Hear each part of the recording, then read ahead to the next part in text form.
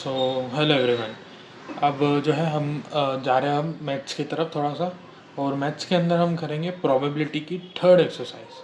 ठीक है, third exercise थोड़ी मुश्किल भी है, और बेसिकली अगर नोटिस करोगे ना तो जो एक्चुअल 11th के जो है कॉन्सेप्ट है वो थर्ड एक्सरसाइज से आते हैं। तो अब हम शुरू करते हैं। यहाँ पर सबसे पहले मैंने जो है पेपर पे कॉन्सेप्ट लिख रखे हैं, क्या क्या इस एक्सरसाइजेस के अंदर जो है हमको लगेगा। सबसे पहली बात, ये तो बचपन से याद हो ना कि किसी चीज़ के ना होने की प्रोबेबिलिटी प्लस किसी चीज़ के होने की प्रोबेबिलिटी बराबर होती है 1 के। वहीं एक चीज़ याद हो ना सेट और रिलेशन वाले चैप्टर से, कि एंड का मतलब होता है कि जो है उसका इंटरसेप्शन होना, और का मतलब होता है कि उन दोनों का यूनियन होना। ठीक है, फिर हमारे पास एक फॉर्मूला था सेट के अंदर कि यूनियन बराबर होता है पहले की प्रोबेबिलिटी प्लस दूसरे की प्रोबेबिलिटी माइनस उन दोनों के इंटरसेप्शन। ठीक है, उसके बाद हमारे पास एक जो है एक 11th के अंदर एक और कॉन्सेप्ट बनता है ये वाले प्रोबेबिलिटी के अंदर, D Morgan's law. D Morgan's law क्या बोलता है कि एक ऐसी प्रोबेबिलिटी जिसके अंदर ए ना हो बी ना हो, उन दोनों का जो इंटरसेप्शन हो वो बराबर होता है कि जो उन दोनों का यूनियन होगा ए और बी का, उन जो भी यूनियन होगा उस चीज़ को छोड़कर जो भी प्रोबेबिलिटी है वो होगी हमारे इसके बराबर।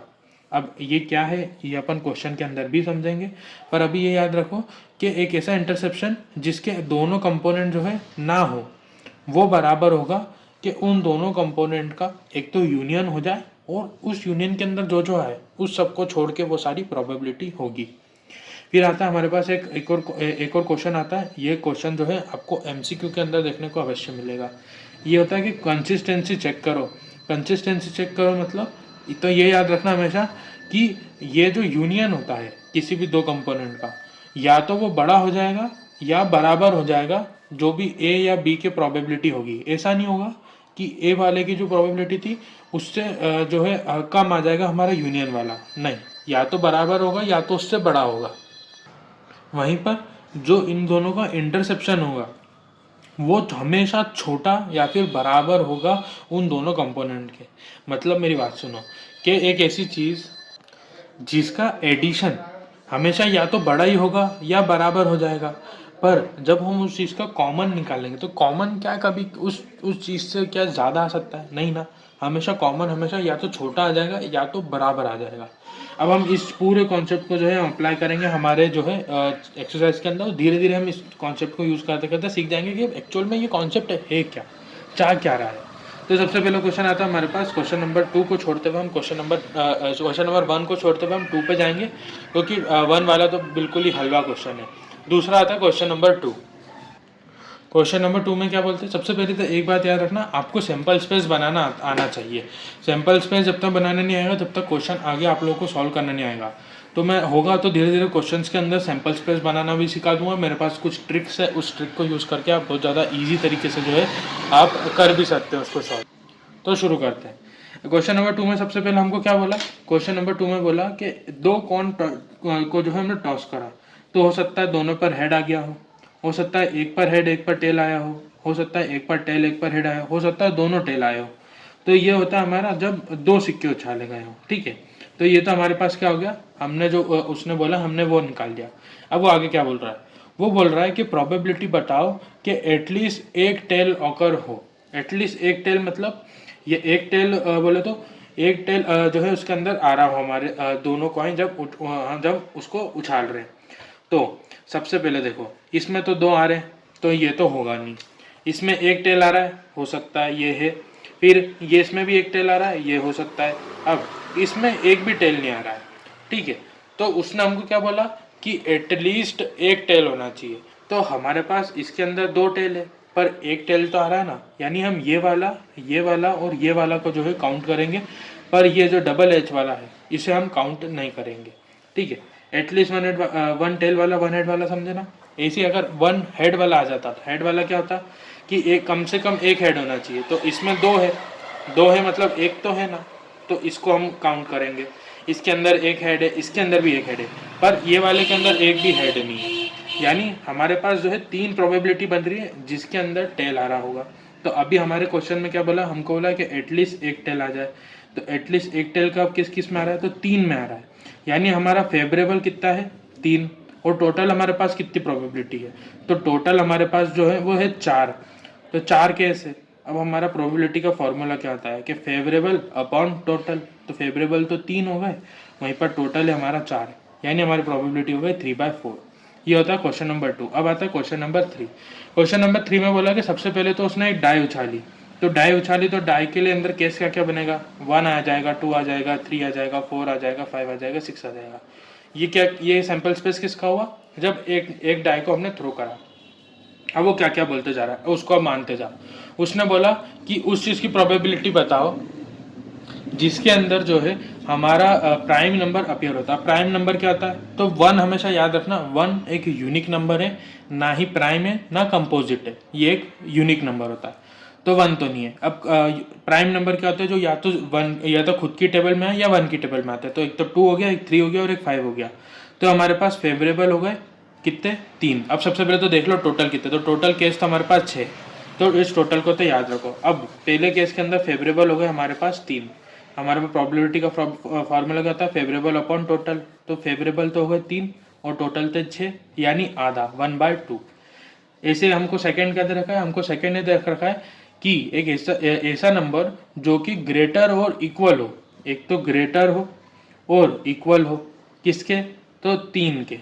तो ग्रेटर हो मतलब 3 से बड़ा या फिर 3 भी चलेगा, तो एक 3 हो गया, 4 हो गया, 5 हो गया, 6 हो गया, यानी 3 4 5 6, यानी इस वाले केस के अंदर हमारे पास 4 फेवरेबल है और टोटल तो हमारे पास बचपन से 6 थे, यानी प्रोबेबिलिटी कितनी हो गई 4/6। इसको काट दोगे तो हो जाएगा 2/3। प्रोबेबिलिटी हमेशा जो है लोएस्ट रेशो पे छोड़ के आया करो, ठीक है। उसके बाद हमारे पास आता है थर्ड वाला। थर्ड वाला क्या बोलता है कि नंबर जो कि लेस देन है, एक तो लेस देन है और जो है इक्वल है 1 के, यानी 1 से 1 या 1 से छोटा है। अब 1 या 1 से छोटा क्या, 1 से छोटा क्या है, हमारे पास है ही नहीं डाई के अंदर ऐसा कुछ, यानी फेवरेबल तो हो गया हमारे पास 1। क्यों, क्योंकि 1 से छोटा कुछ होगा क्या, अब उसने बोला इक्वल है, तो इक्वल के अंदर 1 तो कैलकुलेट हो जाएगा, पर 1 से छोटा तो कुछ आता ही नहीं है ना। यानी इन टोटल में मैं बोलूँ तो हमारे पास फेवरेबल 1 है और टोटल तो बचपन से 6 था, यानी प्रोबेबिलिटी क्या हो गई 1/6, फेवरेबल अपॉन टोटल। अब आता है हमारे पास नेक्स्ट केस। नेक्स्ट केस में उसने बोल रखा है कि नंबर जो कि मोर देन 6 हो। अब मोर देन क्या 6, मोर देन 6 से अपन क्या मतलब डाइस के अंदर क्या तुम 7 8 9 लिया क्या, नहीं ना, तो डाइस के अंदर 7 8 9 और ना ही उसने कोई इक्वलिटी का साइन बोला, यानी 6 भी काउंट नहीं होगा, यानी ये एक ऐसा केस है जिसके अंदर कुछ है ही नहीं फेवरेबल, यानी फेवरेबल तो हो गया हमारा 0, वहीं पर जो टोटल था हमारे पास बचपन से 6 थे और 0 अपॉन कुछ भी करो तो होता था 0, यानी प्रोबेबिलिटी क्या हो गई हमारे पास 0। अब हमारे पास यहाँ पर क्या आ जाता है, फिफ्थ वाला केस हमको क्या बोलता है, वो फिफ्थ वाला केस हमको ये बोलता है कि नंबर जो कि लेस देन 6 हो, क्या हो, लेस देन 6। अब लेस देन 6 क्या, तो 6 काउंट नहीं होगा, यानी 5 4 3 2 1 काउंट हो जाएगा पर 6 काउंट होगा, यानी अभी हमारे पास फेवरेबल हो गए 5 और टोटल तो बचपन से थे 6, यानी प्रोबेबिलिटी हो गई 5/6। तो ये होता है हमारा क्वेश्चन नंबर 3 समाप्त, ठीक है। अब हमारे पास नेक्स्ट क्वेश्चन आता है क्वेश्चन नंबर 4। क्वेश्चन नंबर 4 के अंदर हमें क्या बोल रहा है कि सबसे पहले तो उसने बोला कि हमको एक कार्ड सिलेक्ट करना है, जो है 52 कार्ड्स के अंदर से एक पैक होता है 52 कार्ड्स का, उसके अंदर से हमें कार्ड सिलेक्ट करना है। अब हमको उसके अंदर जो है टोटल केस कितने हो गए, तो टोटल केस हो गए 52। 52 क्यों होगा, क्योंकि कार्ड कितने हैं टोटल 52। अब हम उसका पढ़ते जाएंगे क्या क्या उसने बोल रखा है। तो उसने सबसे पहला पूछा है कि बताओ कि टोटल पॉइंट्स कितने होंगे कि सैंपल स्पेस के अंदर, यानी वो पूछ रहा है कि टोटल हमारे पास आउटकम्स कितने हैं। तो टोटल आउटकम्स तो हमें बचपन से अभी डिसाइड करा हमने, तो टोटल आउटकम कितने जाएंगे 52 हो जाएंगे, ठीक है। अब वो नेक्स्ट हमसे बी में क्या पूछ रहा है, बी में पूछ रहा है कैलकुलेट करो प्रोबेबिलिटी के कार्ड जो है वो एस हो, एस ऑफ स्पेड हो। अब याद करो चार तरह के होता है हमारे पास, ठीक है। डायमंड होता है, एक स्पेड होता है हमारे पास, क्लब होता है और हार्ट होता है, यानी हमारे पास इन टोटल जो है 4 तरह के कार्ड की वेराइटी होती है 52 डेक के अंदर भी। अब इनके अंदर 13 कार्ड्स होते हैं। अब 13 कार्ड होते हैं और हर किसी के अंदर ये जो 4 प्रकार के अपने पास कार्ड होते हैं, इसके अंदर हर किसी के अंदर एक एस होता है। अब एस बोला है और एस भी क्वेश्चन कौन सा वाला, स्पेड का, यानी हमारे पास इन टोटल स्पेड के अंदर कितने एस होंगे, तो एक, और टोटल आउटकम कितना था हमारे पास 52, यानी फेवरेबल अपॉन टोटल क्या हो जाएगा 1/52। तो ये हो जाएगी हमारी प्रोबेबिलिटी, ठीक है। अब हमसे उसने सी वाला क्या पूछा है, उसने सी में पूछा है कि कैलकुलेट करें प्रोबेबिलिटी के, सबसे पहला उसके अंदर भी उसने 2 केस पूछ लिए कि एस हो। अब एस तो होते हैं टोटल 4, 52 कार्ड्स के अंदर 4 एस होते हैं। अब वो बात अलग है कि चार जो है 4 एस भी अलग अलग उसके अंदर होते हैं, पर अभी उसने क्या बोला, एस बताओ। तो एस तो हमारे पास यानी फेवरेबल कितने हो गए 4, और टोटल तो हमारे पास 52 कार्ड्स होते हैं, यानी फेवरेबल अपॉन टोटल कितना हो जाएगा 4 बाय जो है 52, और इसको कैंसिल कर दोगे जाएगा 1/13। अब इसके बाद हमारे पास वो पूछता है अगला इसके अंदर ही केस कि ब्लैक कार्ड्स कितने होंगे। तो ब्लैक कार्ड्स कितने होंगे, तो याद करो रेड और ब्लैक, मतलब 26 ब्लैक के होते हैं और 26 जो है हमारे किसके होते हैं, रेड के, यानी 26 ब्लैक के और 26 रेड के। तो यानी फेवरेबल हमारे पास ब्लैक कार्ड कितने हो गए 26, और टोटल तो हमारे पास बचपन से कितने थे 52, यानी प्रोबेबिलिटी क्या हो जाएगी, प्रोबेबिलिटी हो जाएगी 26/52, यानी हो जाएगा 1/2।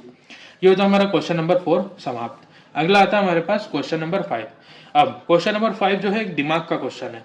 इसके अंदर थोड़ा सा जो है हमें सबसे पहले तो सैंपल स्पेस के अंदर दिमाग लगाना पड़ेगा, फिर उसने पूछा क्या है उसमें दिमाग लगाना पड़ेगा, और फिर जो है उसको टोटल काउंट करके बताना पड़ेगा। तो सबसे पहले हमारे पास जो है क्या आ जाता है कि हमारे पास एक कॉइन है। कॉइन के अंदर जनरली क्या होता है, एक तरफ हेड होता है और एक तरफ टेल होता है, पर उनने नया कॉइन निकाला। कॉइन कैसा निकाला कि एक तरफ तो 1 लिखा हुआ है और दूसरी तरफ क्या लिखा हुआ है 6 लिखा हुआ है, यानी जो कॉइन है या तो वो 1 दिखा देगा या वो 6 दिखा देगा। वहीं पर उसने आगे क्या बोला है कि एक फेयर डाई है जो कि दोनों टॉस होती, मतलब कॉइन भी और डाई दोनों को हम साथ में थ्रो करेंगे। तो सबसे पहले तो हम सैंपल स्पेस बना लेंगे। तो सैंपल स्पेस कैसे बनाएंगे, तो एक बार तो 1 के साथ, यानी अगर एक कॉइन उछाला तो डाई के अंदर 1 आ सकता है, डाई के अंदर 2 आ सकता है, डाई के अंदर 3 आ सकता है, ऐसे ही 4 आ सकता है, 5 आ सकता है और ऐसे ही 6 आ सकता है। कब, जब कॉइन पे 1 आया हो। ऐसे ही अगर कॉइन पे 6 आया होगा तो ऐसे डाई के अंदर 1 आ गया होगा, फॉर एग्जांपल 2 भी आया होगा, 3 आ सकता है, 4 आ सकता है।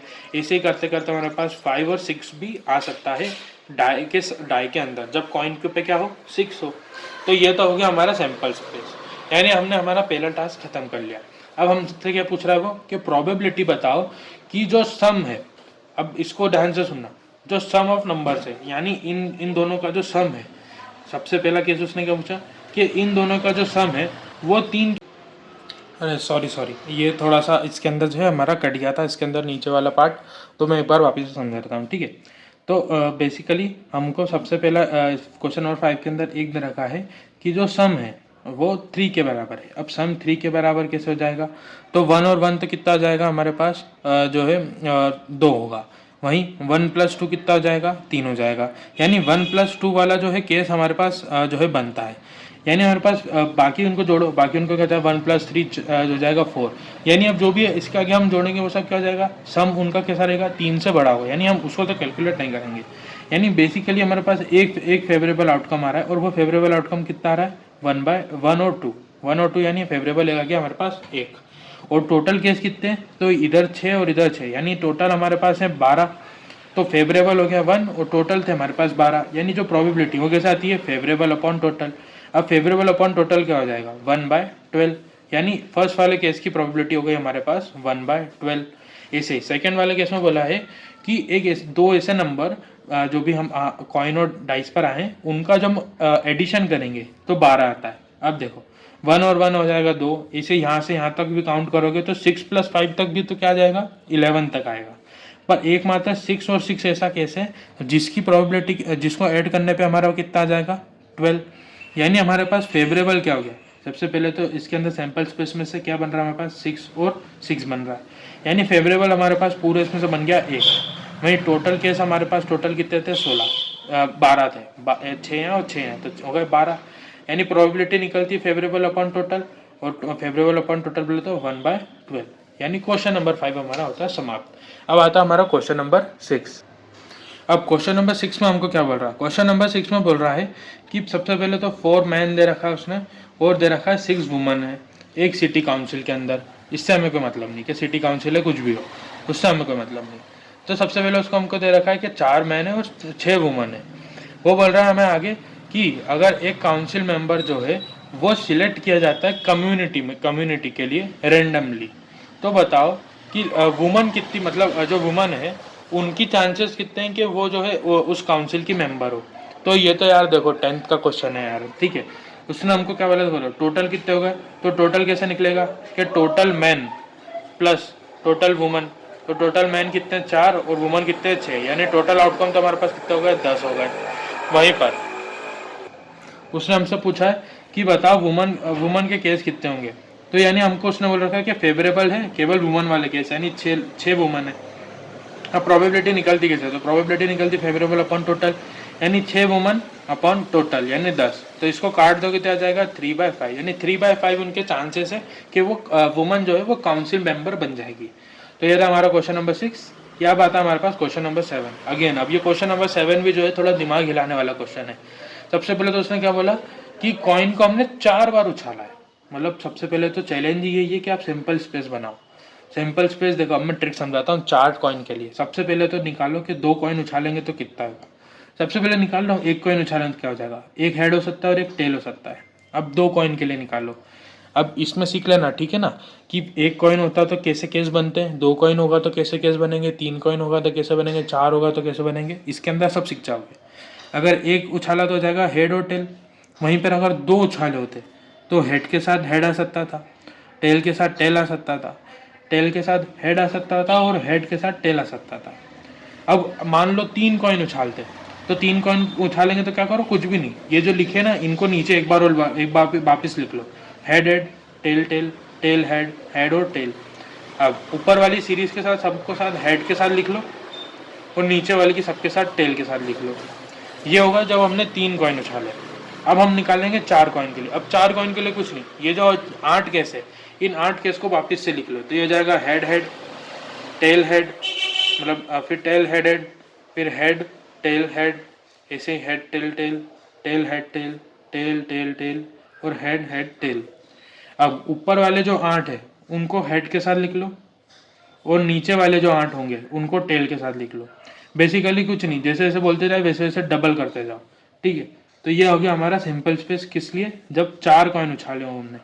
यानी बता दो कितना इजी है। अब कंफ्यूज होने की कोई जरूरत नहीं है, पहले निकाल लो एक केस में कितना होगा, अगर 1 कॉइन उछाला, फिर 2 के लिए, फिर 3 के लिए, फिर 4 के लिए, ऐसे 5 के लिए बोले, फिर इन 16 केस को फिर डबल लिख के 16 को हेड के साथ लिख देना और 16 को टेल के साथ लिख देना। ऐसे कंटिन्यू चलेगा, इतना बड़ा आएगा नहीं जनरली एग्जाम में। बेसिकली 4 वाले से ज़्यादा ऊपर नहीं देखने को मिलेगा, पर फिर भी एक कॉन्सेप्ट बेस के लिए याद रख सकते हैं अपन, ठीक है। अब उसने हमको क्या बोला है कि एक आदमी है जिसने ये कॉइन उछालेगा वो, और वो क्या कर रहा है कि जितनी बार भी उसको हेड आएगा उसे 1 रुपये मिलेंगे, यानी वो क्या करेगा, विन करेगा।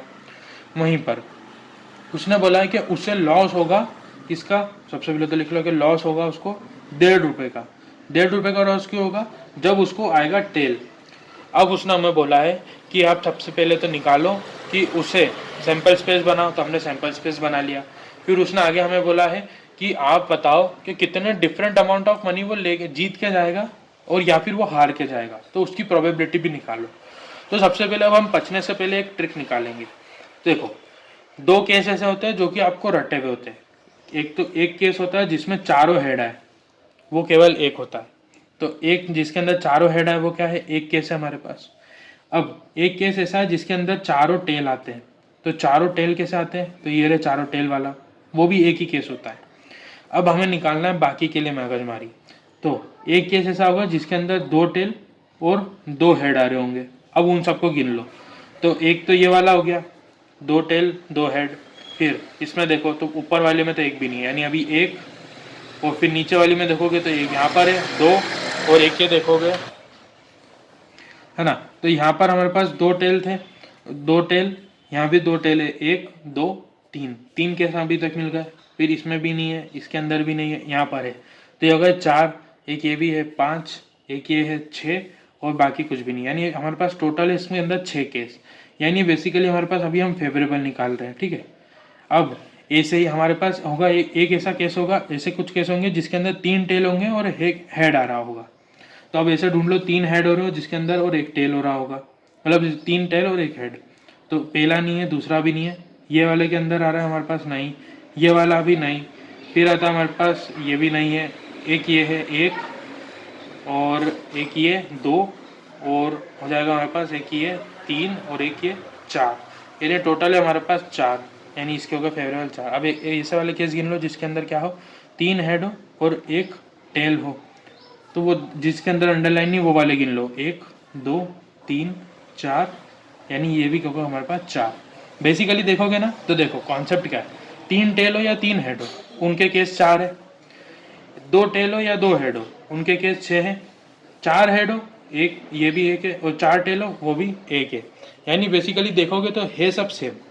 अब हमको हमारे पास फेवरेबल हमने निकाल लिए, टोटल केस है हमारे पास 16, तो टोटल केस होगा 16। अब हमको निकालनी इनकी प्रोबेबिलिटी, तो प्रोबेबिलिटी क्या है, ये फेवरेबल है और ये टोटल है 1/16, इसका आ जाएगा 6/16, इसका आ जाएगा 4/16, इसका आ जाएगा 4/16 और सेम सिमिलरली इसका आ जाएगा 1/16।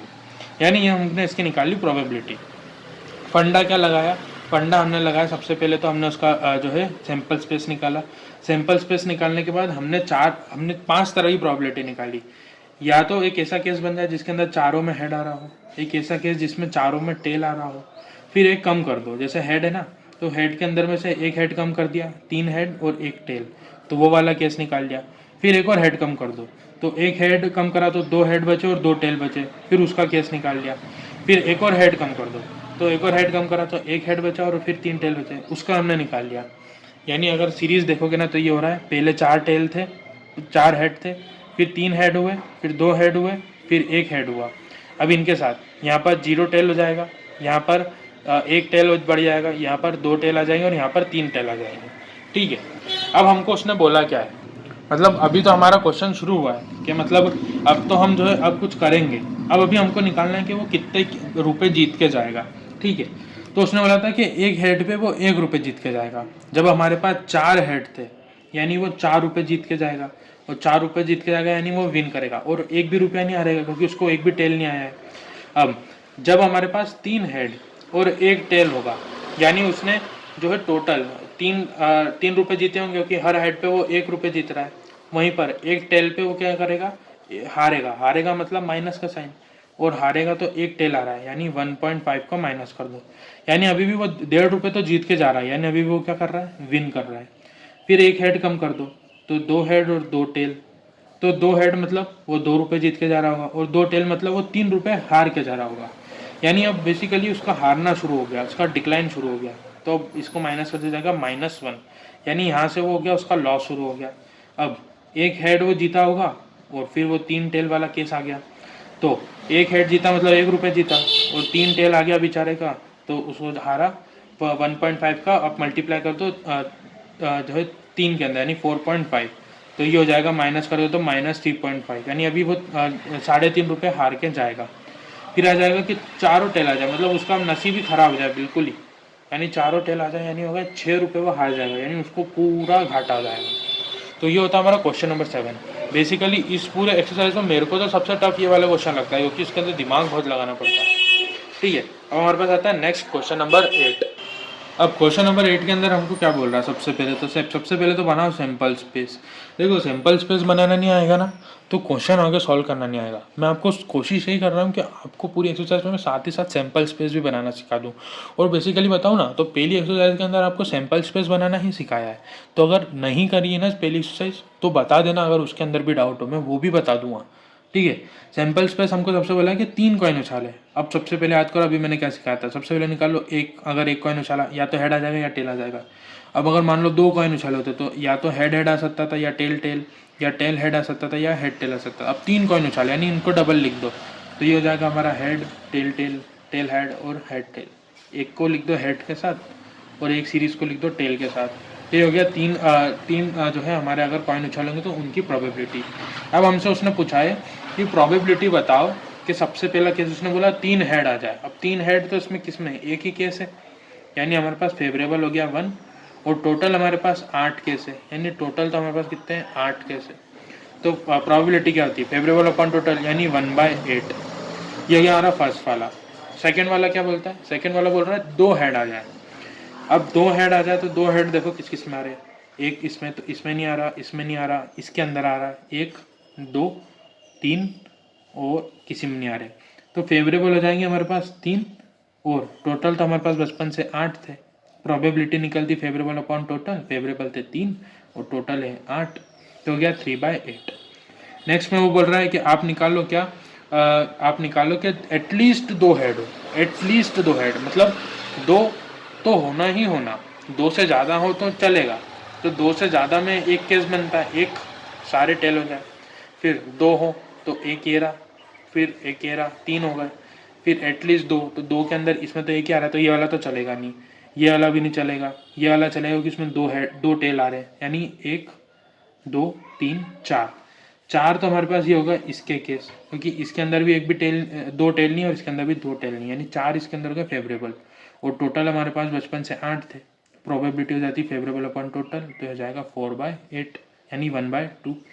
अब हमसे फोर्थ वाले में क्या बोल रहा है, फोर्थ वाले में हमको बोल रहा है कि एटमोस्ट 2 यानी ज़्यादा से ज़्यादा 2 हो, उससे कम भी चलेंगे हमारे पास, ठीक है। तो ज़्यादा से ज़्यादा 2 हो मतलब क्या, एक भी चलेगा, 2 भी चलेंगे और 0 भी चलेगा। अब 0 भी चलेगा मतलब सारे हेड वाले भी चलेंगे, तो 1 2 3 4 5 6 7, ये 3 टेल वाले ने लिए। 3 टेल वाले क्यों नहीं लिए, क्योंकि एकमात्र यही केस है जिसके अंदर 2 से ज़्यादा है टेल है, तो हम इसको कैलकुलेट नहीं करेंगे। अब इसको कैलकुलेट नहीं करेंगे तो टोटल फेवरेबल तो हमारे पास हो गए 7, और टोटल हमारा फेवरेबल हो गए 7, और टोटल तो हमारे पास बचपन से थे 8, यानी प्रोबेबिलिटी हो गई 7/8।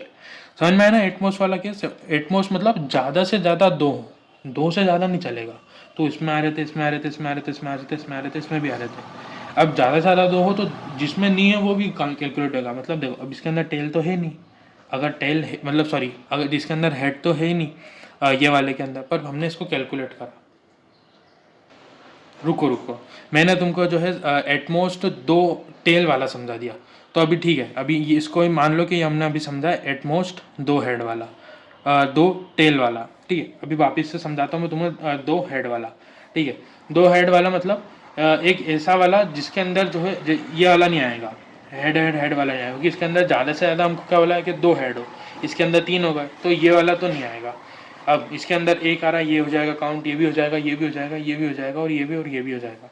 ये 3 टेल वाला होगा कि नहीं होगा, होगा। क्यों, क्योंकि उसने बोला ज़्यादा से ज़्यादा 2 हेड हो, एक हेड हो चलेगा, 2 हेड हो चलेगा, एक भी हेड नहीं हो वो भी चलेगा, पर 3 हेड वाला नहीं चलेगा।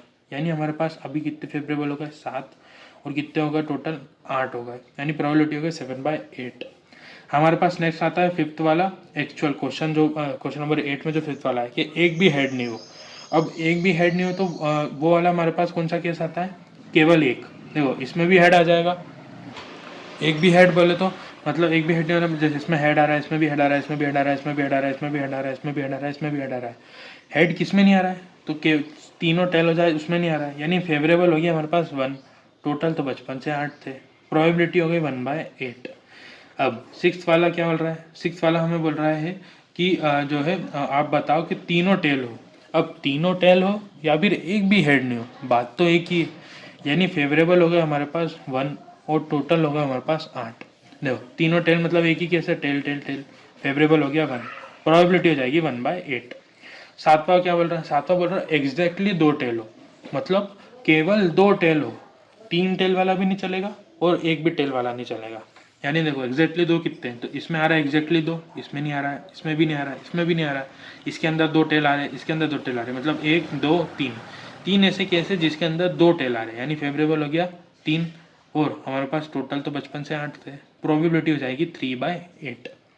फिर आ रहा है हमारे पास नेक्स्ट एट्थ वाला, क्या बोल रहा है, एट्थ वाला बोल रहा है एक भी टेल ना हो, एक भी टेल ना हो या तीनों हेड हो, बात तो एक ही, यानी एक ही केस है तीनों हेड वाला, यानी फेवरेबल हो गया 1, टोटल हो गया हमारे पास 8, तो हमारे पास प्रोबेबिलिटी आ जाएगी फेवरेबल अपॉन टोटल 1/8।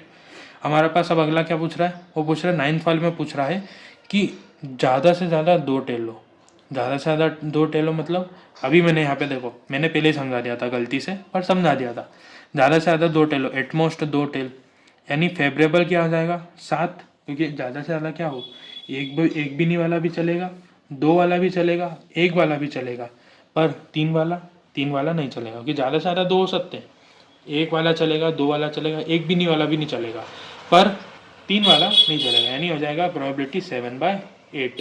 तो क्वेश्चन नंबर 8 भी खत्म होता है। क्वेश्चन नंबर 8 थोड़ा सा जो है आपको सैंपल स्पेस बनाना आ जाएगा तो खुद भी कर लोगे, ऐसा कोई बड़ा वाला कोई बात नहीं थी। फिर नेक्स्ट क्वेश्चन, क्वेश्चन नंबर 9 क्या बोल रहा है कि 2/11 प्रोबेबिलिटी है किसी भी इवेंट के होने की, यानी होने की जो प्रोबेबिलिटी वो दे रखी है हमें 2/11।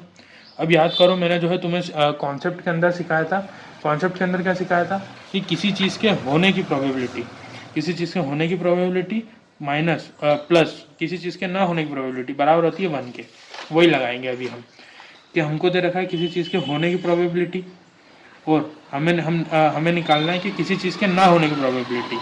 तो ना होने के ऊपर बार लग जाता है, वो बराबर होता है 1 के। हमें ये दे रखा है, यानी हमें 2/11 दे रखा है, हमें निकालना है ये। तो हमने तो सबसे पहले ये लिख लिया। अब इधर ये 2/11 प्लस क्या उधर जाके हो जाएगा माइनस का, तो ये वाला ना होने की प्रोबेबिलिटी पर हो जाएगी 1 माइनस 2/11, तो हो जाएगा 9/11, यानी हमारा आंसर आ जाएगा 9/11। क्वेश्चन नंबर 10 क्या बोल रहा है? 10 बोल रहा है कि कोई भी एक लेटर हमने चुना कि कौन से वर्ड में से, असेसिनेशन में से, और फाइंड करें प्रोबेबिलिटी। सबसे पहले उसने क्या बोला है कि सबसे पहले तो सारे वॉवेल हो, तो अब इसके अंदर गिन लो। अब गिनोगे कैसे? तो गिन लो पहले तो सारे वॉवेल वॉवेल एक कर लो, ए ई आई ओ यू अलग कर लो। तो एक ए, 2, 3 ए ई आई, एन आता नहीं है, ए आता है, टी भी नहीं आता, आई आता है, ओ आता है, एन नहीं आता। अब जो जो बचे वो निकाल लो। 2 एस, 4 एस बचे उसमें से हमारे पास, 2 एन बचे, एक टी बचा, और बस। तो टोटल गिन लो, 1 2 3 4 5 6 7 8 9 10 11 12 13, इसमें भी टोटल गिन लो, इसमें भी 13 होंगे।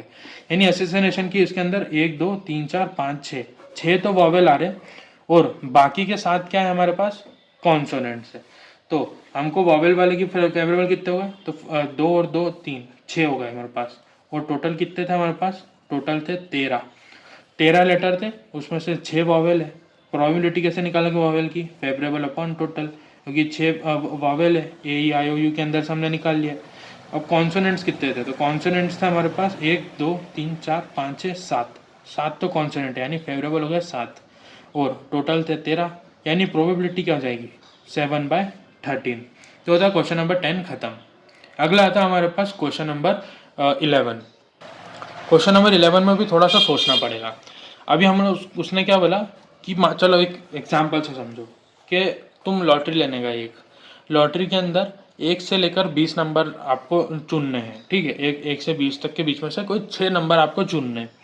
अगर आपकी प्रोबेबिलिटी जो है, आप उस 6 में से आपका एक भी लग जाता है, तो आपके पास अगला, जैसे देखो 20 आपके पास, सबसे पहले तो सामने आपके पास कार्ड रखे हुए, उसमें से 6 ऐसे कार्ड है जिसमें आपका लक चल जाएगा।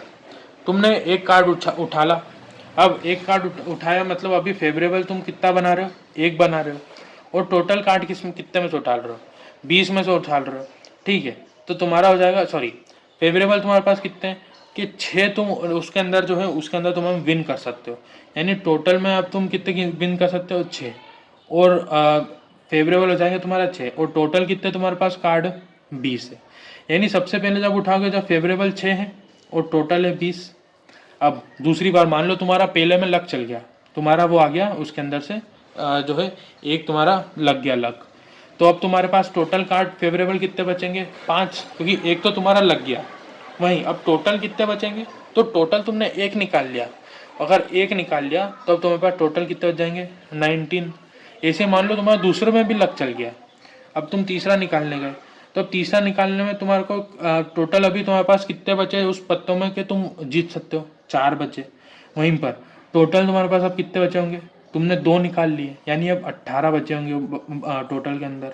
ऐसे ही मान लो तुम्हारा तीसरे में भी लक चल गया, तीसरे में अगर लक चल गया मतलब अभी तुम मतलब बिल्कुल ही एकदम लकी पर्सन चल रहे हो अभी भी। अब तुमने 3 कार्ड निकाल लिए, अब तुम्हारे पास 6 कार्ड थे जिसमें तुम्हारा लक चल सकता था, 3 तुम्हारे लक लग चुके हैं। तो अब तुम्हारा पास कितने लक बचे हैं? 3 बचे हुए। और अब तुमने 3 और निकाल लिए उन 20 में से, यानी अभी तुम्हारे पास टोटल आउटकम्स में कितने बचे हुए? 17 बचे हुए। इसी 5वें वाले केस में 2 बचे हुए होंगे, फिर नीचे 16 आ जाएगा, और लास्ट वाले में मान लो तुम्हारा एक और लक चल गया, तुम्हारा फिर लग गया, और ये हो जाएगा 15।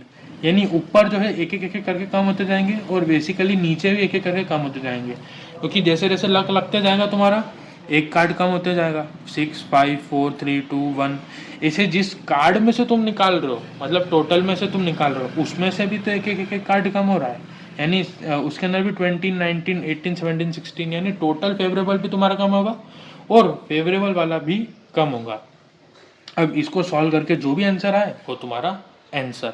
यही था हमारे पास। इसके अंदर याद रखना, इसने अपन ऐसा क्यों निकाल रहे थे, तुम्हारा अभी तक लग क्यों चल रहा था, क्योंकि उसने क्वेश्चन में मेंशन कर रखा है कि तुम प्राइज जीत रहे हो। प्राइज जीत रहे हो मतलब तुम्हारे 6 के 6 जो नंबर है वो लग रहे हैं, और अगर 6 के 6 नंबर लग रहे हैं तो इसीलिए ये वाला केस बन रहा है हमारे पास। ठीक है, तो क्वेश्चन नंबर 11 समझ में आया। इसको सॉल्व करके जो भी आंसर है वो तुम्हारा आंसर।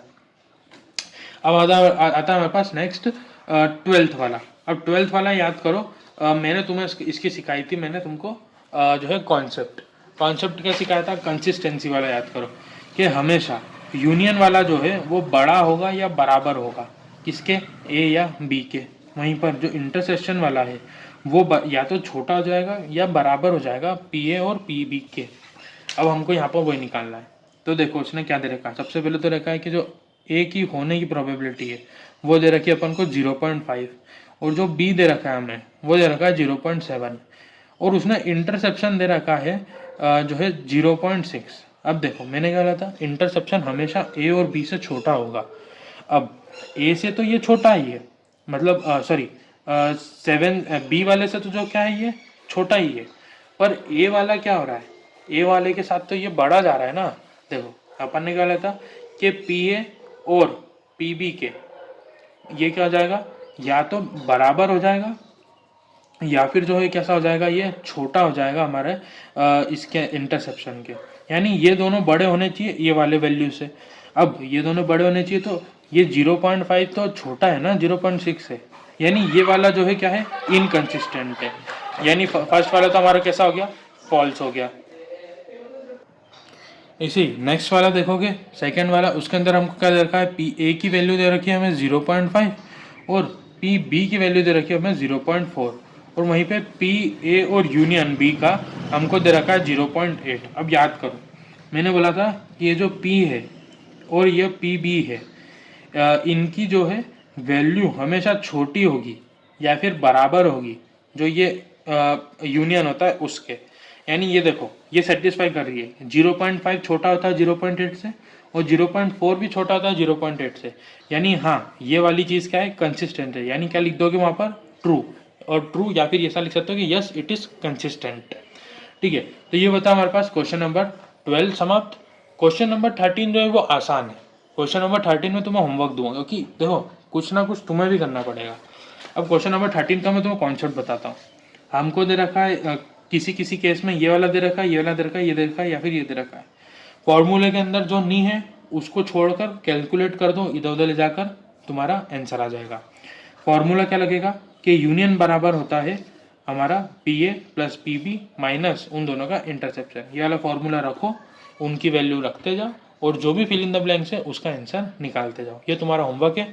इसके आंसर्स कमेंट बॉक्स के अंदर जिसके भी सारे सही होंगे उससे मैं पिन कर दूंगा और उसको हार्ट भी दूंगा। ठीक है, अब आता है हमारे पास क्वेश्चन नंबर 14। क्वेश्चन नंबर 14 हमें क्या बोल रहा है, क्वेश्चन नंबर 14 क्या बोल रहा है, क्वेश्चन नंबर 14 के अंदर हमारे पास गिवन आ रहा है। गिवन में वो बोल रहा है कि जो पी ए है उसकी वैल्यू दे रखी है हमें 3/5 और जो पी बी है उसकी वैल्यू दे रखी है 1/5। अब हमको बोल रखा है कि पी ए और बी, अब याद करो मैंने तुम्हें सिखाया था उस कॉन्सेप्ट्स के अंदर एंड और एंड का मतलब होता है इंटरसेप्शन और का मतलब होता है यूनियन। ठीक है, इसे याद रखना। ठीक है, एंड का मतलब क्या होता है, हमारा जो है ये दोनों होने चाहिए। एंड मतलब ए भी हो और बी भी हो, यानी क्या होता है इंटरसेप्शन। तो अभी हमें क्या दे रखा है, यहाँ पर और दे रखा है पी और बी, यानी बेसिकली हमें दे रखा है कि इन दोनों का जो यूनियन है वो हमें निकालना है। अब निकालना है तो हमें इसके बाद गिवन क्या है, तो हमें गिवन है कि ए और बी म्यूचुअली एक्सक्लूसिव है। अब एक और कॉन्सेप्ट सीख लो कि म्यूचुअली एक्सक्लूसिव मतलब क्या होता है। तो म्यूचुअली एक्सक्लूसिव का मतलब होता है कि जो हमारा इंटरसेप्शन होता है वो बराबर हो 5 के। 5 मतलब 0, यानी दोनों के बीच में कोई भी इंटरसेप्शन नहीं है, यानी दोनों के बीच में कोई कॉमन चीज़ नहीं है। यानी हमें एक और गिवन क्या है, गिवन ये है कि जो ए और बी का इंटरसेप्शन है वो हमें दे रखा है 0। अब फॉर्मूला लगा दो कि पी यूनियन बी बराबर होता है हमारे पास P A plus P B minus दोनों का इंटरसेप्शन। अब इंटरसेप्शन वाला तो हमें 0 दे रखा है तो ये हो गया -0। पी ए की वैल्यू दे रखी है हमें 3/5 और पी बी की वैल्यू दे रखी है 1/5 और हमें निकालना है ये पी जो है यूनियन बी। अब इनका हमको एलसीएम निकाल लो, तो दोनों का एलसीएम क्या 5। अब जीरो के अंदर तो कुछ भी तो नहीं हो सकता, तो दोनों को 3+1, तो 3+1 हो जाएगा 4/5। यानी प्रोबेबिलिटी हमारे पास क्या मतलब हमारे पास दोनों का यूनियन की वैल्यू क्या आ जाएगी 4/5। यही हमसे पूछा था।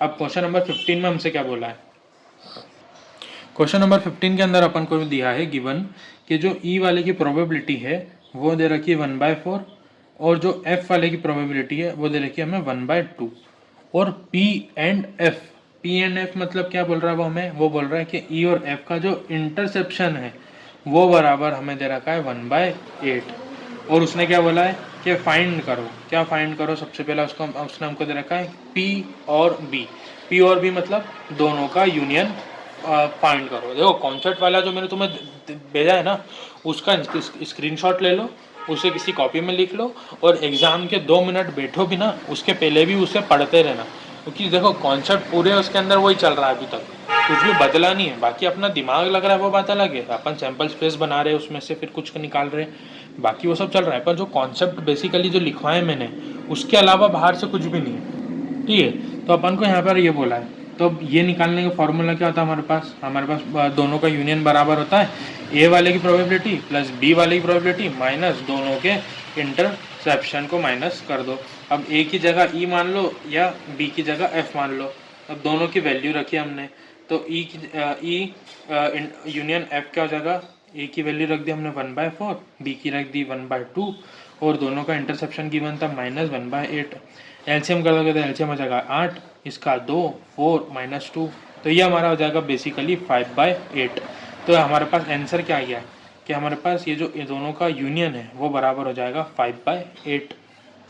हमको अगला ऑप्शन निकालना क्या बोला है, उसने बोला है कि जो ये P है नॉट ई। अब नॉट ई की मतलब ई के ऊपर लग जाएगा बार और नॉट ई एंड का मतलब होता है हमारे पास जो है इंटरसेप्शन बराबर और एफ नॉट मतलब एफ के ऊपर भी बार लग जाएगा। अब ये भी याद करो, ये भी मैंने तुम्हें कॉन्सेप्ट जो है उसके अंदर लिखवा रखा है। क्या लिखवा रखा है मैंने कि जो है ये दोनों का अगर नॉट वाला है तो वो बराबर होगा दोनों के यूनियन के नॉट के बराबर। यानी देखो क्या बराबर हो रहा है, यानी ये बराबर होगा पी ई यूनियन एफ के नॉट के बराबर, मतलब यूनियन को छोड़ के जो भी है वो सब। यानी बेसिकली हमें वैल्यू किस चीज़ की दे रखी है, देखो ऐसा अपन करते क्यों है, हर चीज़ के पीछे एक लॉ के पीछे एक कारण होता है। अब देखो तुम दोनों के अलग अलग इंटरसेप्शन का कैसे निकालोगे, नहीं निकाल सकते ना। तो हम उसको क्या करते हैं, उसको हम सबसे पहले कन्वर्ट करते हैं उन दोनों के कॉमन नॉट के बीच में। मतलब देखो इसका एक अलग नॉट है, इसका एक अलग नॉट है, दोनों को हमने ट्रांसफर करा के दोनों का नॉट बना लिया। अब दोनों का नॉट बनाने से फायदा क्या होता है, देखो याद करो मैंने तुम्हें क्या सिखाया था कि एक चीज़ के होने की प्रोबेबिलिटी और किसी एक चीज़ की ना होने की प्रोबेबिलिटी बराबर होती है 1 के। अब ना होने की प्रोबेबिलिटी के अंदर पूरे के ऊपर बार आना जरूरी है, ऐसा नहीं कि आधा इस पे बार है आधा इस पे बार है, पूरे के ऊपर बार होना चाहिए। यानी ये जो आधा आधा बार है हम इसको कन्वर्ट करते हैं पूरे बार में, जिससे हम क्या करें कि मान लो हमें इसकी वैल्यू दे रखी है तो हम इसकी वैल्यू निकाल सकते हैं पी ए की, मतलब होने की प्रोबेबिलिटी की। ये जो ना होने की प्रोबेबिलिटी उसको तरफ भेज दो, यानी 1 माइनस ये कर दो, यानी ये क्या जाएगा, ये दोनों के यूनियन के माइनस करके। इसीलिए हम जो है किसी लॉ को जो है पढ़ते हैं, क्योंकि बेसिकली हर लॉ एक कॉन्सेप्ट रखता है, क्योंकि हम अलग अलग दोनों की नहीं निकाल सकते पर दोनों के एक जैसे ऊपर अगर एक बार लगा हुआ है तो हम निकाल सकते हैं। तो हमें अभी बेसिकली क्वेश्चन में क्या दे रखा है, हमें दे रखा है यहाँ पर वैल्यू कि ये जो इसका नॉट इंटरसेप्शन इसका नॉट जो है वो हमें गिवन है 0.25।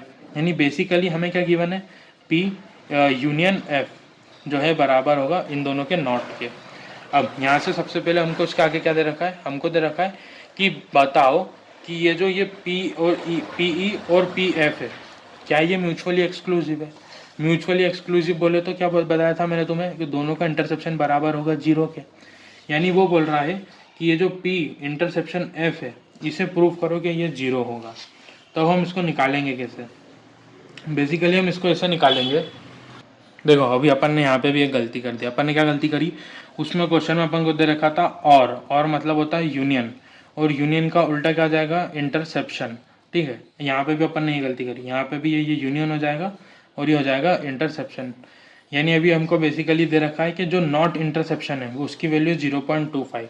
तो हम फार्मूला क्या लगा देंगे कि जो इंटरसेप्शन वाला है यानी ये है प्लस नॉट इंटरसेप्शन वाला है यानी दोनों के ऊपर बार वाला वो बराबर होगा 1 के। अब हमें इसकी वैल्यू निकालनी है, इसकी वैल्यू निकालनी है तो ये इधर इसकी वैल्यू हमें दे रखी, क्या दे रखी 0.25 बराबर 1। 0.25 इधर प्लस का उधर जाके हो जाएगा माइनस का यानी -0.25, ये हो जाएगा 0.75। यानी हमारे पास आंसर आ जाएगा कि ये जो इंटरसेप्शन है दोनों का ई और एफ का वो बराबर होगा 0.75। तो ये होता है हमारे पास क्वेश्चन नंबर 15 खत्म। रुको अभी कहाँ से खत्म हो गया, हमको पूछा क्या था, उसने बोला था क्या ये दोनों म्यूचुअली एक्सक्लूसिव, और म्यूचुअली एक्सक्लूसिव का रूल क्या होता है कि दोनों का इंटरसेप्शन बराबर 0 होना चाहिए। क्या ये 0 है? नहीं, ये 0 नहीं है, यानी दोनों क्या है, they are not mutually exclusive. ऐसा साइड में लिख के आना कि ये म्यूचुअली एक्सक्लूसिव नहीं है। ठीक है, तो अब आता है हमारे पास क्वेश्चन नंबर 17। अब क्वेश्चन नंबर 17 क्या बोलता है, क्वेश्चन नंबर 17 हमें बोलता है कि ए और बी जो है कुछ इवेंट है जिसके अंदर ए की होने की प्रोबेबिलिटी हमें दे रखी है 0.42, वहीं हमें बी की प्रोबेबिलिटी क्या दे रखी है 0.48, और हमें दे रखा है पी एंड बी। अब पी एंड बी मतलब ये होता है यूनियन, यानी हमें गिवन है 0.16। अब ये तो बात हो गई हमारे गिवन की। अब उसने पूछा क्या क्या है, तो सबसे पहले उसने पूछा है कि बताओ नॉट ए कितना है, मतलब हमको पूछा है कि नहीं होने की प्रोबेबिलिटी कितनी है। तो अभी मैंने सिखाया था कि किसी चीज़ के होने की प्रोबेबिलिटी प्लस किसी चीज़ के ना होने की प्रोबेबिलिटी बराबर होती है 1 के। अब हमें होने वाली प्रोबेबिलिटी रखी 0.42, रखा हमने 0.42, ना होने की प्रोबेबिलिटी तो निकालनी है हमें, तो 1 ऐसा का ऐसा। 0.42 इधर प्लस का है उधर जाके माइनस का, यानी 1 माइनस 0.42, तो ये हो जाएगा हमारा बेसिकली कुछ 0.58 करके आंसर कुछ। ठीक है, नेक्स्ट हमारे पास आता है क्वेश्चन नंबर, उसके अंदर उसी के अंदर पूछा जाता है कि पी नॉट बी कितना है। अब पी नॉट बी वही वाली बात, किसी चीज़ के होने की प्रोबेबिलिटी प्लस किसी चीज़ के ना होने की प्रोबेबिलिटी बराबर होती है 1 के।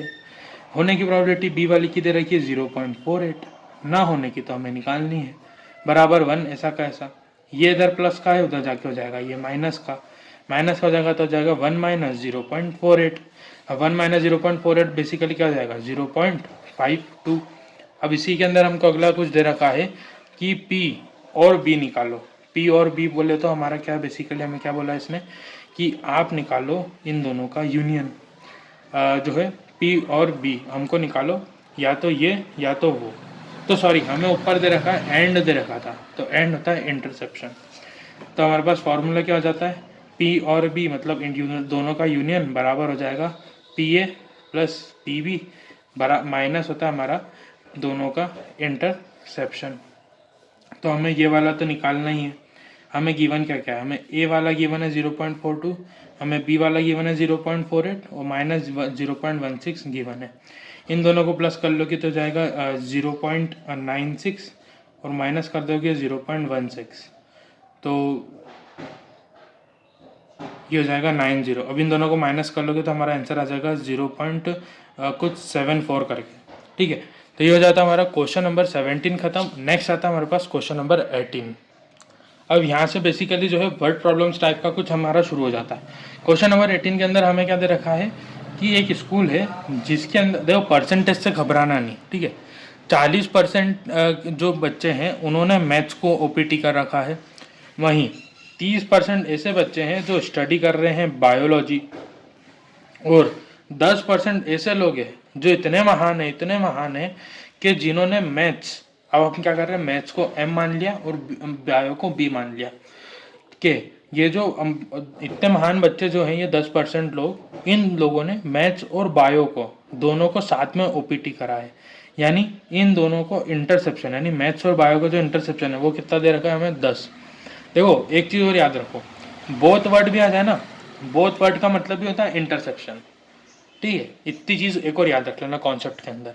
फिर आता हमारे पास कि अगर स्टूडेंट जो है उसे हम सिलेक्ट करते हैं रैंडमली किसी भी क्लास में से, ये वाली जो क्लास है इसमें से हम सिलेक्ट कर रहे हैं किसी एक बच्चे को, तो बताओ कि प्रोबेबिलिटी बताओ कि कोई ऐसा बच्चा जो कि मैथ्स और बायोलॉजी यानी दोनों पढ़ रहा हो, ठीक है।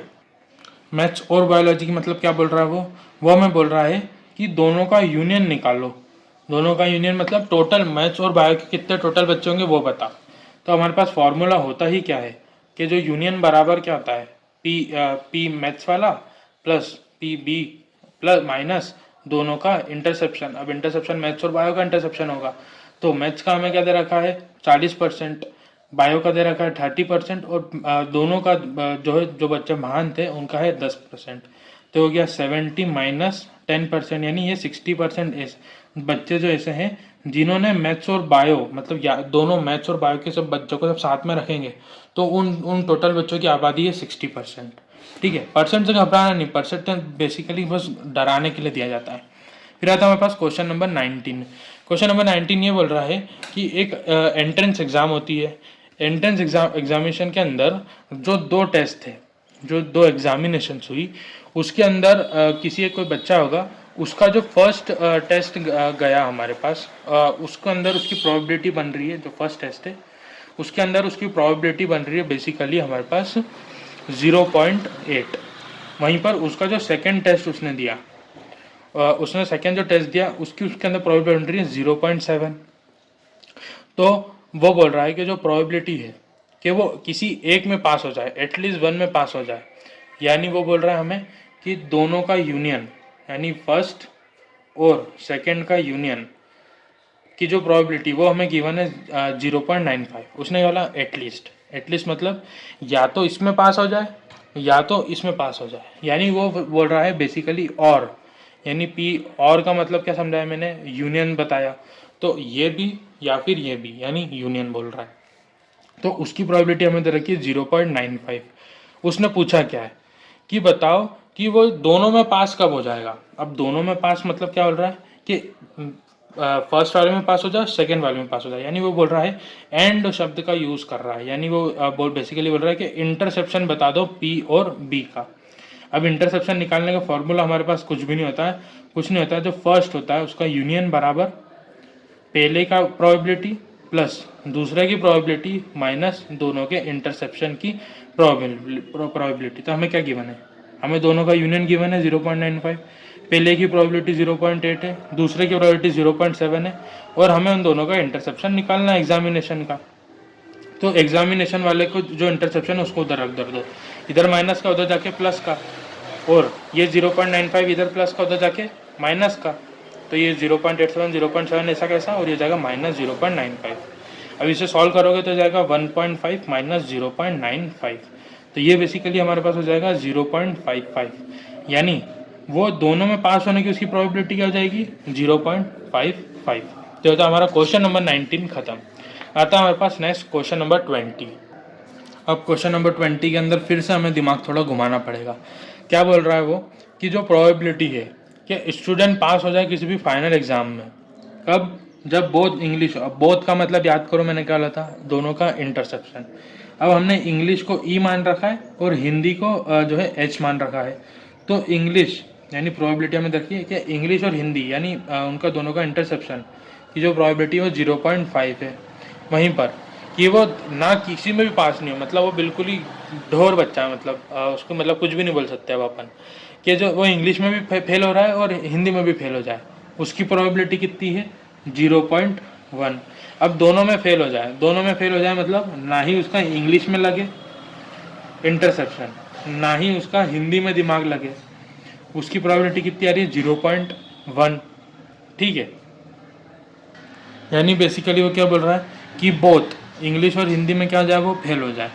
ठीक है, अब इसके बाद हमें उसने क्या बोला कि जो प्रोबेबिलिटी है कि वो इंग्लिश में पास हो जाए, मतलब वो थोड़ा तो पढ़ता है बेचारा बच्चा, उसकी प्रोबेबिलिटी है 0.75। तो उसने बोला कि बताओ कि प्रोबेबिलिटी बताओ कि वो हिंदी में पास किस प्रोबेबिलिटी से हो सकता है। तो इसके अंदर वो डी मॉर्गी वाला जो हमारा प्रिंसिपल लगेगा क्या, कि दोनों के अलग अलग इंटरसेप्शन हमने निकाल सकते हैं।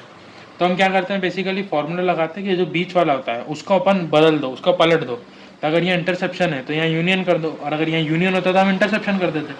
तो प्रोबेबिलिटी ई और एच ऐसा कैसा। अब यहाँ पर जो अलग अलग बार लगे हुए थे उन अलग अलग बार को हटा के हम एक सिंगल बार लगा देंगे। यही तो बोलता हमें डी मॉर्गी लॉ, कि दोनों दोनों अलग अलग बार आ रहे हैं तो एक बार लगा दो बेसिकली। यानी हमें दोनों के यूनियन के ना होने की प्रोबेबिलिटी हमें कितनी दे रखी है, हमें दे रखी है 0.1। अब याद करो कि किसी चीज़ के होने की प्रोबेबिलिटी यानी यूनियन प्लस किसी के ना होने की प्रोबेबिलिटी यानी हमें जो गिवन है बराबर होती है 1। अब ये गिवन है, ये 0.1 है और इधर 1 ऐसा कैसा, दोनों का यूनियन की ऐसा कैसा, ये जो ई और एच का यूनियन है वो बराबर हो जाएगा, इधर 0.1 प्लस का है उधर जाके माइनस का, तो 1 माइनस 0.1 ये हो जाएगा 0.9।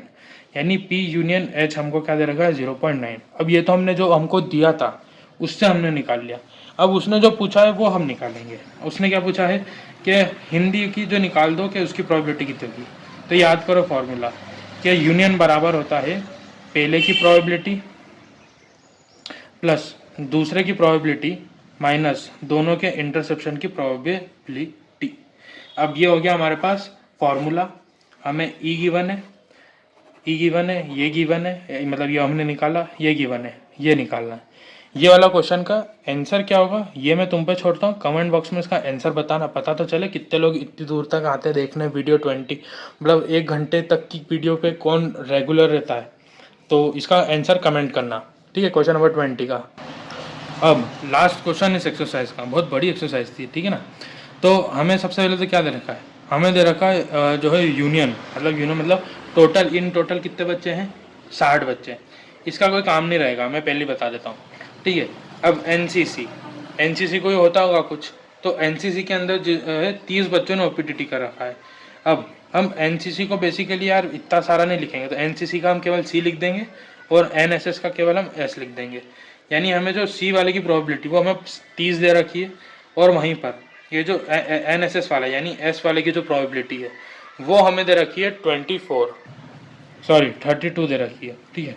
और फिर हमें बोल रखा है कि कुछ ऐसे 24 बच्चे हैं जिन्होंने क्या कर रखा है एनसीसी और एनएसएस दोनों ज्वाइन कर रखी है। अब दोनों बहुत मतलब क्या होता है इंटरसेप्शन, यानी सी और एस का इंटरसेप्शन क्या दे रखा है हमें गिवन 24। अब उसने क्या बोला है कि अब बताओ कि अगर हम एक बच्चा सिलेक्ट करते इस पूरे ग्रुप में से तो प्रोबेबिलिटी निकालो। इसकी प्रोबेबिलिटी सबसे पहले तो टोटल केस कितने बन रहे हैं। टोटल केस मैंने बोला था ना इसका कोई यूज़ नहीं है, इसका यूज़ है कि ये जो टोटल आउटकम्स है वो है 60, यानी टोटल बच्चे कितने हैं 60, ठीक है। अब हमको पहले में क्या बोल रखा है कि ऐसे बच्चे बताओ जिन्होंने एनसीसी और एनएसएस इन दोनों को ओपिटेट कर रखा है। यानी हमको बताओ कि और का मतलब क्या होता था, और का मतलब होता था हमारा, और का मतलब होता था यूनियन। यानी हमसे उसने पूछा है सी यूनियन एस निकालो, तो हमारे पास देखो सी यूनियन एस कैसे निकालते थे। यानी अगेन कॉन्सेप्ट में से याद करो कि यूनियन बराबर क्या होता था पहले की प्रोबेबिलिटी प्लस दूसरे की प्रोबेबिलिटी माइनस दोनों की प्रोबेबिलिटी के जो है यूनियन इंटरसेप्शन के। ये एस है ना, बी नहीं है, ठीक है। तो हमें ये निकालना है। गिवन क्या क्या है हमारे पास, एक सी वाला गिवन है 30, एस वाला गिवन है 32, और दोनों का इंटरसेप्शन हमें गिवन है 24। इन दोनों को प्लस कर दो 62 माइनस 24, तो ये बेसिकली हमारे पास कुछ 38 आ जाएगा, ठीक है। तो ये हो जाएगा P C union B S. अब ये तो आई हमारे पास फेवरेबल एक तरह से देखो तो, और हमको उसने क्या पूछ रखा है कि आप प्रोबेबिलिटी बताओ। प्रोबेबिलिटी का फॉर्मूला होता है फेवरेबल अपॉन टोटल, तो टोटल बच्चे कितने थे 60 थे, और हमारे पास फेवरेबल कितना आया 38। अब दोनों को जो है डिवाइड कर दो, जिससे भी छोटे नंबर से डिवाइड हो रहा है, तो 19/30, मतलब 2 से काट दिया मैंने बेसिकली, तो ये हमारे पास ये आंसर आ गया। अब सेकेंड वाले में हमसे उसने क्या पूछा है कि प्रोबेबिलिटी ना वो एनसीसी में है नॉर वो एनएसएस में है, यानी ना ही इसमें है ना ही उसमें है, यानी बोथ मतलब हो जाता है हमारे पास इंटरसेप्शन। तो वो हमें गिवन है, वो निकालना है हमें। अब ना ही ये है ना ही वो है, यानी कॉन्सेप्ट में से याद करो कि किसी चीज़ के मतलब अलग अलग जो होता था उसके अंदर हम क्या करते थे, बीच वाले का साइन अपोजिट कर देते थे और बाकी के ऊपर एक कॉमन वो लगा देते थे, यानी यूनियन के बार के बराबर। अब हमारे पास है क्या क्या, सबसे पहले तो कि हमें पता है कि होने की प्रोबेबिलिटी प्लस किसी चीज़ के ना होने की प्रोबेबिलिटी वो बराबर होती है 1 के। ये वाली वैल्यू हमने अभी निकाली ऊपर 38, तो ये हो गया 38, ये तो हमें निकालना है, तो ये हमें निकालना, तो ये हो जाएगा ऐसा, और ये हो जाएगा 1। तो प्रोबेबिलिटी की बात कर रहे हैं, ठीक है ना अपन, तो ये हो जाएगा 19/30 यूज़ करेंगे अपन इसके अंदर। जो है ये वाली वैल्यू यूज़ करेंगे, जब अपन ने निकाला था ना 19/30 उसको, तो ये इधर प्लस का, इधर जाके माइनस का, तो इन दोनों के ना होने की प्रोबेबिलिटी बराबर 1 माइनस 19/30, तो इसको कर दोगे तो जाएगा 30 माइनस 19, और 30 माइनस 19 मतलब 11/30। तो ये हो गया हमारा सेकंड का आंसर। थर्ड वाला क्या बोलता है? थर्ड वाला बोलता है हमें कि उसने एनएसएस तो करा हो पर एनसीसी में नहीं हो वो, यानी वो बोल रहा है एनएसएस माइनस एनसीसी।